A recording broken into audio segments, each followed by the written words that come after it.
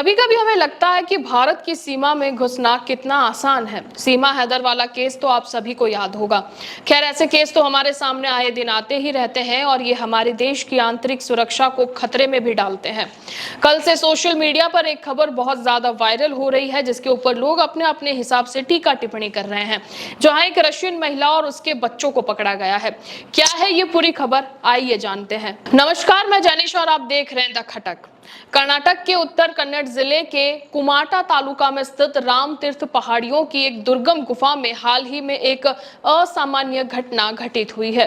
9 जुलाई 2025 की शाम को कोंकण पुलिस के नियमित गश्त के दौरान एक 40 वर्षीय रूसी महिला नीना कुटीना उर्फ मोही और उनकी 2 छोटी बेटी प्रिया और अमा को एक खतरनाक गुफा में रहते हुए पाया गया है।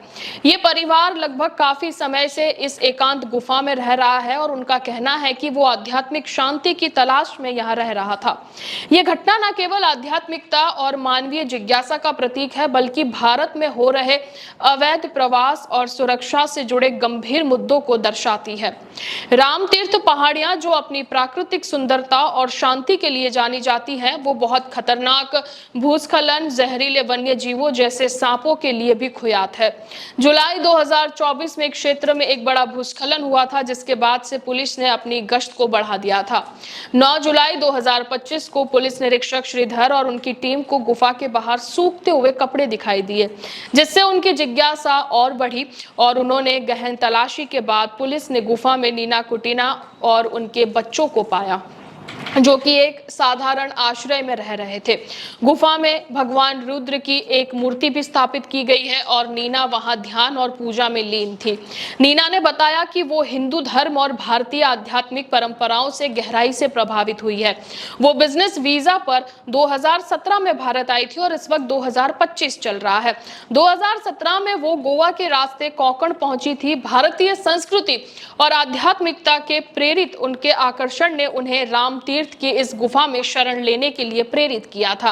हालांकि जांच में पाया गया है कि उनका वीजा तो 17 अप्रैल 2017 को ही खत्म हो चुका था और वो पिछले 8 वर्षों से भारत में अवैध रूप से रह रही थी और किसी को कानो कान खबर तक नहीं चली कि एक रशियन महिला जो है पिछले 8 वर्षों से भारत में अवैध रूप से रह रही है अपनी 2 बेटियों के साथ, और उनकी बेटियों का जन्म भी भारत की भूमि पर हुआ है और वो आज तक इस देश के बाहर कभी नहीं गई हैं। पुलिस ने गुफा की खतरनाक स्थिति जैसे कि भूस्खलन का जोखिम और जहरीले जीवों की उपस्थिति को देखते हुए नीना और उनके बच्चों को तुरंत ही सुरक्षित स्थान पर पहुंचाया है। नीना के अनुरोध पर उन्हें और उनकी बेटियां को कुमाटा तालुका के बकीडोला गांव के स्वामी योग रत्न सरस्वती द्वारा संचालित एक आश्रम में स्थानांतरित किया गया है। इसके साथ ही उत्तर कन्नड़ पुलिस अधीक्षक एम नारायण ने बेंगलुरु के विदेशी क्षेत्रीय FRRO को भी संपर्क कर निर्वासन की प्रक्रिया को शुरू कर दिया है। अब इन्हें जो है अपने देश वापस भेजा जाएगा। 14 जुलाई 2025 को नीना और उनके बच्चों को FRRO के समक्ष पेश किया जाएगा और उनकी रूसी दूतावास के सहयोग से उनकी वापसी की औपचारिकताएं पूरी की जाएंगी। पुलिस अधीक्षक नारायण ने इस घटना पर आश्चर्य व्यक्त करते हुए कहा कि यह हैरानी की बात है कि एक महिला अपने 2 छोटे बच्चों के साथ इतने खतरनाक और एकांत क्षेत्र में कैसे जीवित रह सकती हैं। ये उनका सौभाग्य है कि उनके साथ कोई भी अनहोनी नहीं हुई।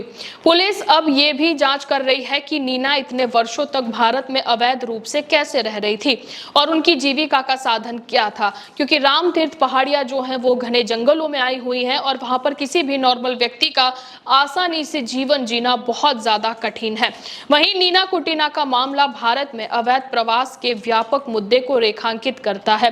पहलगाम हादसे के बाद भी जो है इस तरीके की अवैध प्रवासन को लेकर सरकार के द्वारा काफी गाइडलाइन जारी की गई थी, जिसके द्वारा गुजरात सबसे आगे था, क्योंकि रोहिंग्या मुस्लिम्स की वजह से जो है बहुत ज्यादा बांग्लादेशी मुस्लिम्स जो है वो अवैध प्रवास करके भारत की सीमा में घुसते हैं। भारत अपनी समृद्ध सांस्कृतिक और आध्यात्मिक विरासत के कारण दुनिया भर से पर्यटकों और तीर्थ यात्रियों को आकर्षित करता है। हालांकि कुछ लोग वीजा नियमों का उल्लंघन कर देश में अनधिकृत रूप से रहते हैं। सटीक आंकड़ों का अभाव होने के बावजूद भी विभिन्न सरकारी और गैर सरकारी अनुमानों के अनुसार भारत में लाखों अवैध प्रवासी हो सकते हैं, जिनमें से अधिकांश पड़ोसी देश जैसे बांग्लादेश, म्यांमार, श्रीलंका से आते हैं।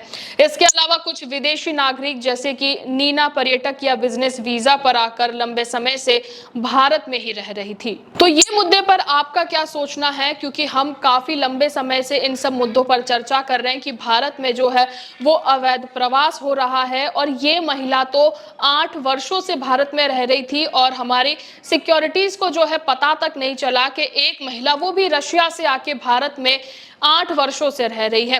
खैर, सीमा हैदर जैसे जो मामले हैं वो तो हमारे सामने आते ही रहते हैं, लेकिन नीना कुटीना जैसे और कितने ही लोग भारत में इस अवैध रूप से रह रहे होंगे, किसी को मालूम नहीं है। इस मुद्दे पर आप क्या सोचते हैं? आपके विचार हमें कमेंट बॉक्स में जरूर से बताइएगा और देखते रहें द खटक।